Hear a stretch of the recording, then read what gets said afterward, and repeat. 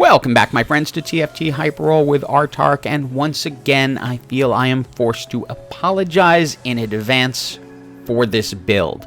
I actually went into it with one plan, and then it turned into something different.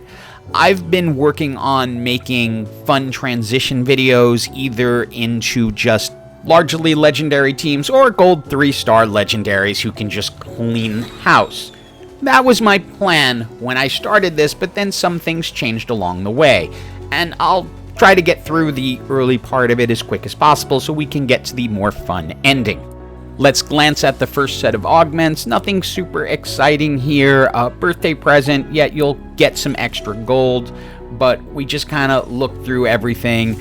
End up with Caretakers Chosen just because it's a pretty decent augment. Now, it gave me a 2-star Cannon and then a 2-star Lilia right off the bat, so I'm thinking I'm going to do Superfan something, probably Annie, if it'll give me one.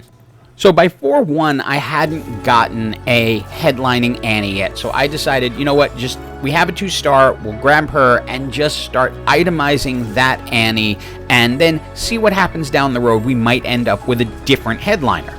But my goal after getting Superfan together was to try to do an Emo Annie into a transition build, because it's often a strong start, but this is anything but a strong start. Now, things are going to get just a little bit interesting, because we're going to get an item choice, and since we already have a Giant's Belt, we're going to go ahead and grab the bow. But then we get the Emo Annie. So, choice.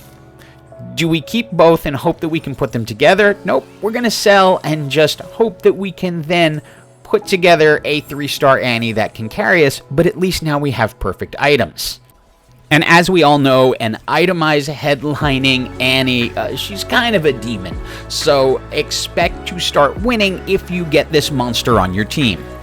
It is time for the second set of augments. At some point this season, I'm hoping to get a starter kit into Recombobulator, but this wasn't the time. Silver Veil, really can't go wrong with that one. It's a pretty good augment anytime you can get it.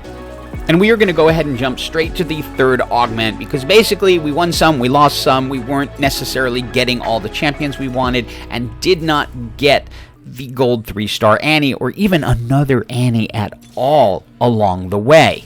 That's the first one we found since we picked up the headliner. And at this point, I'm thinking, well, this game just did not go as planned. I'm not going to get where I want to, where I can dump my headliner at 10 and then pick up a whole new team. I'm lucky if I'm even in top 4 here. We are up to our Radiant Blessing, as that is the portal we ended up picking. So we're going to go ahead and get the Legacy of the Colossus for our front line, since really any chance in this is going to come from Poppy and Amumu holding everything together. We also got a Tome of Traits, and that's going to make everything a lot more interesting, because it is going to give us an Emo emblem, which means we can now get to 6 Emos. Now, I've passed over a whole bunch of Vexes since I was thinking of just doing the 4 Emos and relying on Spellweaver. Now, yeah, it's going to have to go in a different direction. The problem is, I don't know if it can be saved at this point, because I've passed on so many Vexes along the way, as getting an Emo emblem was not part of my plan, and I see Vexes on a lot of other teams. So it's not going to be easy to find, as you can see, another Vex. But if I can survive this round, I can at least get to the next level, maybe finally trigger my return on investment and expand this team out. We found a Vex, we're able to put her in, so now we can go to the 6 Emo, but I have a very, very specific plan in mind based on the items I have and things I've seen other people do that I thought would be fun to do on the channel. The only issue is, well, we're in last place, and we're going to have to live long enough in order to make it happen. Shockingly, we get to the gold 3-star Annie really late in the game, but there she is. And since we are now in survival mode, as we don't have any lives left to lose, go ahead, turn Ari into an Emo, but she's basically just an item holder for the moment. My backline is now set, so item choices are going to focus on frontline. So go ahead, grab a Sunfire Cape for Poppy so that she can hold things up longer while our backline just wipes things out. Now I'm pretty hopeful that with a 6 Emo, Gold 3-star Annie, and a 2-star Ari, we can get through this fight, and this will be key because I'm holding everything I want to do right now in the shop.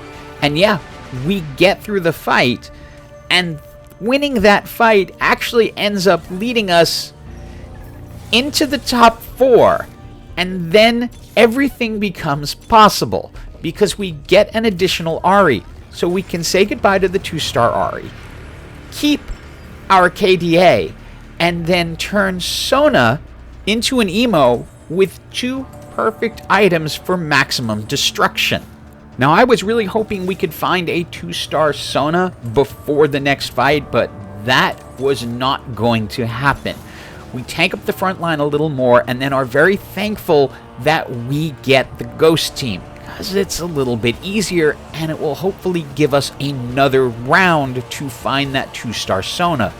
But even at 1-star, Emo Sona, when she does her drop, just pours out damage to the opposing team, and Poppy ends up cleaning it up, but Sona's leading the damage charts by a lot.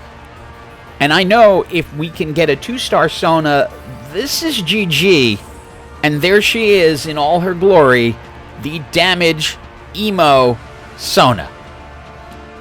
And again, I apologize, but I've seen this before, and I thought it was cool when I played against it and lost to it, and having it on my side was just too much fun because when Sona does her drop, things just vanish off the board like they were never there, and very quickly it's GG for everyone. There's about a month left in this set. If you get a chance to do Emo Sona, go for it. It's pretty fun.